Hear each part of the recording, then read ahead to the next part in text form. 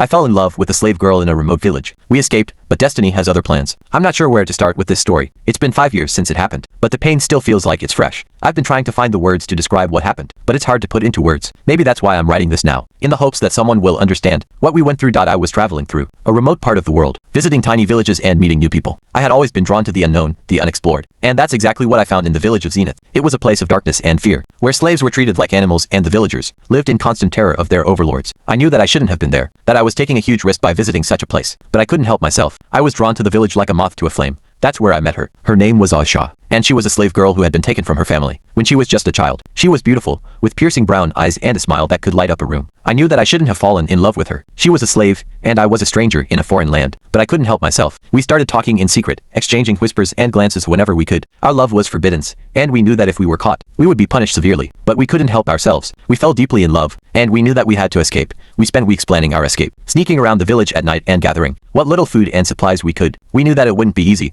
but we were determined to make it work. Finally, the night of our escape arrived. We snuck out of the village, our hearts pounding with excitement and fear. We traveled through the jungle, using our wits and our courage to survive. We made it out of the jungle and into a nearby town, where we were able to find work and start a new life. We got married and had a beautiful child together, but our happiness was short-lived. 2 years after we escaped, Aisha's master found us. He had been searching for us everywhere, and he was determined to make us pay for our disobedience. I tried to protect Aisha and our child, but I was no match for her master and his men. They took Aisha away from me, and I was left to watch in horror as they killed her. I was left alone, with our 1-year-old child to care for. I was heartbroken, but I knew that I had to keep going for our child's sake. It'd been 5 years now, and it still hurts to think about Aisha, but I know that she died for our freedom, and I will always be grateful to her for that. I'm sharing this story in the hopes that it will serve as a reminder of the horrors of slavery and the importance of fighting for freedom and human rights. Even though Aisha is no longer with me, I know that her memory will live on through our child.